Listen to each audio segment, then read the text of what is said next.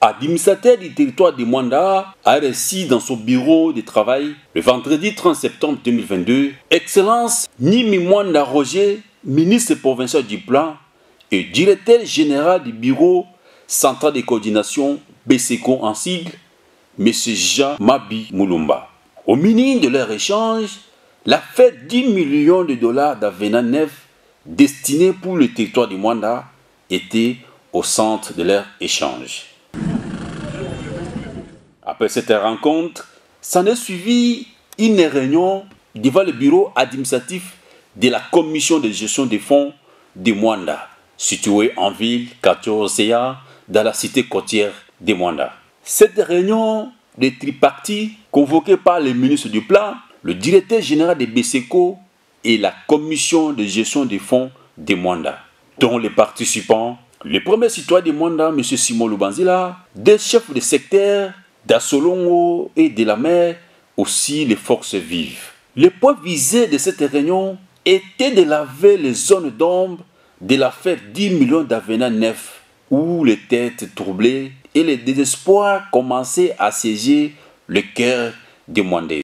M. Simon Lubanzila, administrateur du territoire, a tenu parole pour introduire, présenter les participants et l'importance de cette assise. Madame la présidente des fonds Mwanda, Monsieur le directeur général de la BCECO, Messieurs les membres des forces vives de la place,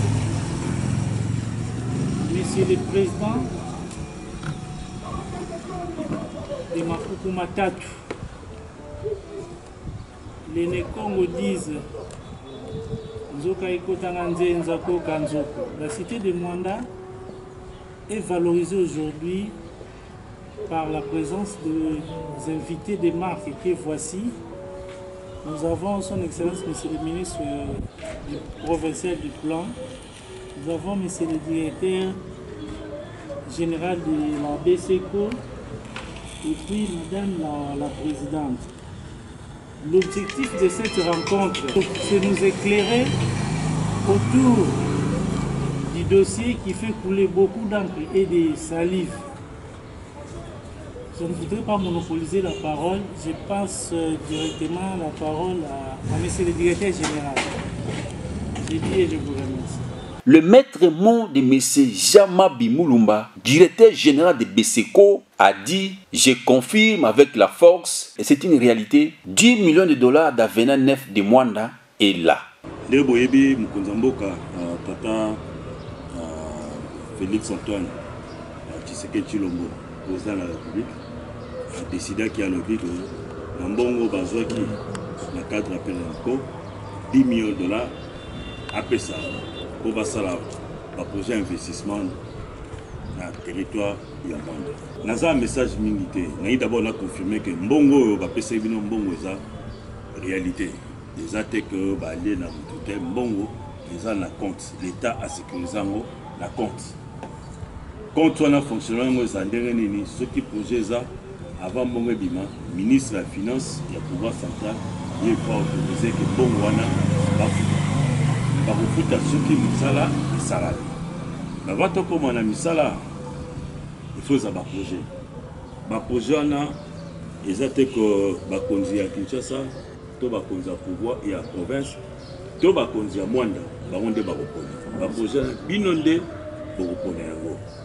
Tout ça équipe à côté de Bino pour aider Bino pour un projet au Bino Bolingi et Salama. Dans un climat convivial, le ministre Roger Mwanda a dit « C'est une science de vérité. Nous vous confirmons que l'argent est là, comme a dit M. Jean Mabi Mulumba, directeur de BCECO. La gestion sera le BCECO comme maître d'ouvrage, la province comme les garants de bon fonctionnement et la commission comme interface entre la communauté locale et l'État. » Pour moi, je suis en train d'appeler cette séance comme une séance de vérité. J'ai même dit ça au bureau de l'AT. Donc, nous voulons là, il y a que ça, mon vérité pour que Bimana, il y a un moment où ça va dans Mwanda. Chef de l'État, il faut Mwanda voir développer. Mais n'importe où depuis on ça yao moi fi kakalakani kuza kota flou. Il y avait une ambiguïté qui a commencé à régner autour de cette somme d'argent là. Que non bon peut-être mais yiba tantôt les politiciens en font une récupération. Chibubu bana mwanda zaba zimbongo inesi ya quel bien à quel levé. Mais nzambi ke sala kwandi et puis betu na l'état ba mambo betu ke kona malembe. Mafumu ya ici fumu ya zulu ya ici tata président de la République Félix Antoine Tshisekedi Tshilombo ina kena souci ya développement ya territoire à Mwanda animetu ba non moi ba jour premier l'outil la mingi il faut beno structure baga kiyeko ya kunatisa bisalo na projet yene ya 10 millions il faut beno banda déjà bisalo ndimi ke mbongo wana ezali bazana yango de bana Mwanda bolongo les amakanisi wana ke mbongo ngo ezali donc nous venons vous confirmer ça. Donc ngai makamba lobo nazako loba izama loba yuti na monoko ya tata gouverneur de province il n'a pas ba ka maloba ya tata président de la République. Donc nous vous confirmons en tant que représentant de son excellence le gouverneur de province que les montants de 10 millions existent bel et bien. Et 10 millions il y a ikuza sala bisalo ya territoire à Mwanda et kwanda kisika nkaka. Mais kasi muzola tubele benu ke na bisalo ina soit na projet ina batu tatu ke vanda ba intervenant. Donc ba structure tatu. Structure tete bureau de beseko. Structure ya yao structure tete. Na zole ya ke vanda province. Province ke vanda pe na kiyeko.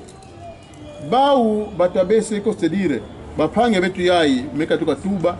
Donc baba ke on dirait ba maître d'ouvrage. Délégué bien sûr.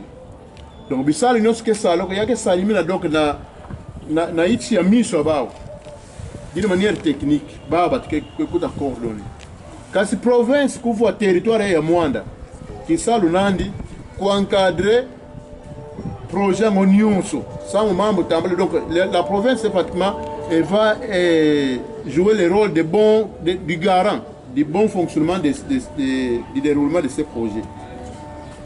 Kasi ndambo kwa kudia population ya kebe union sauvé benu ke représenter na présidente mosi ya comité ya benu salade comité ya gestion ya fond parce que mbongo ya benu akeni mbongo na monde ke salimina bisalo donc benu population kuva mbongo benu batuke tuba nini benu zola basa de la benu donc madame la présidente est là donc comité qui va servir net interface entre benu communauté locale na l'État na batia et beba qui est kwa kusalisa bisalo.